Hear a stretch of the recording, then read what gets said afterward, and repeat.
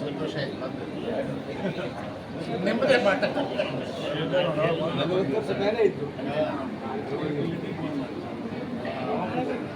ಇಲ್ಲ ಈಗ ಹೋಗಿ ಸ್ವಲ್ಪ ಸ್ಥೂಲಾಗಿದ್ದಂಗೆ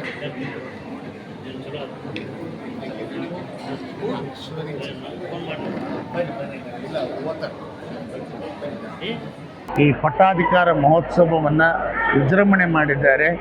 ಈ ಎಲ್ಲ ಸಂಭ್ರಮದ ಜೊತೆಗೆ ದೇಶದಲ್ಲಿ ಯುದ್ಧದ ಕಾರ್ಮೋಡ ಕವಿತಾ ಇದೆ. ಏನೋ ಒಂಥರ ಇವತ್ತು ಭಾರತ ದೇಶ ದುಗುಡ ದುಮ್ಮಾನದಲ್ಲಿದೆ.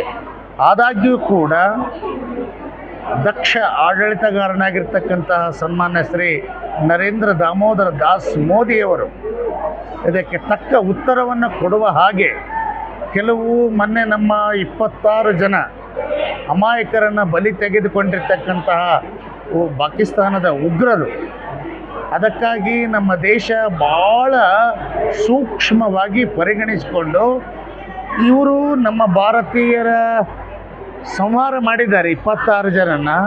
ಆದರೆ ಈ ಒಂದು ವಾರದಲ್ಲಿ ಅವರ ಸತ್ತ ನಂತರ ದಕ್ಷವಾಗಿರ್ತಕ್ಕಂಥ ನಿರ್ಧಾರವನ್ನು ತೆಗೆದುಕೊಂಡು ನದಿ ನೀರು ಅನೇಕ ಒಪ್ಪಂದಗಳಿಗೆ ಕಡಿವಾಣ ಹಾಕಿ ಅವರು ಒಂದು ದಿವಸ ಸತ್ತರು ನಮ್ಮ ದೇಶದ ನಾಗರಿಕರು. ಆದರೆ ಅವರು ದಿವಸ ಸಾಯುವಂತೆ ಮಾಡುವಂಥ ಒಂದು ಮುನ್ನೋಟದ ಯೋಜನೆ ಏನಿದೆ ಅಲ್ಲ, ಅದು ದೇಶದಲ್ಲಿರ್ತಕ್ಕಂತಹ ಪ್ರಧಾನಮಂತ್ರಿ ಅವರೊಬ್ಬರೇ ಈ ದಿಟ್ಟ ನಿರ್ಧಾರವನ್ನು ತೆಗೆದುಕೊಂಡು ಮುಂದೆ ಬಾಲ ಎತ್ತಲಾರದಂತೆ ಅವರಿಗೆ ತಕ್ಕ ಶಿಕ್ಷೆಯನ್ನು ಕೊಡಬೇಕು. ಮತ್ತೆ ಮತ್ತೆ ಮತ್ತೆ ಮತ್ತೆ ಪುನರಾವರ್ತನೆ ಆಗದಂತೆ ಆ ಪಾಕಿಸ್ತಾನದಲ್ಲಿರ್ತಕ್ಕಂತಹ ಏನು ಉಗ್ರವಾದಿಗಳಿದ್ದಾರಲ್ಲ ಅವರೆಲ್ಲರಿಗೂ ಕೂಡ ಕುಂತುಕೊಂಡು ಊಟ ಮಾಡುವ ಹಾಗೆ ನಾವು ಮಾಡುವಂತಹ ಒಂದು ದಕ್ಷ ಯೋಜನೆಯನ್ನು ನಮ್ಮ ಮೋದಿಯವರು ತೆಗೆದುಕೊಳ್ತಾರೆ ಅನ್ನುವಂಥ ಅಪೇಕ್ಷೆ ಇದೆ.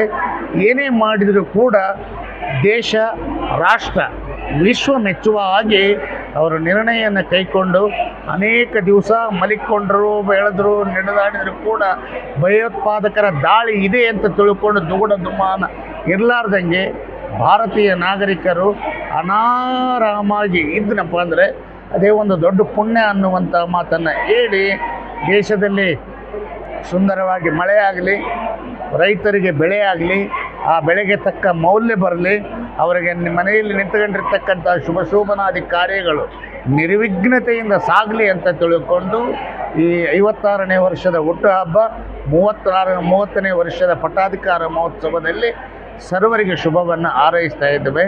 ಶುಭಂ ಭೂಯಾತ್.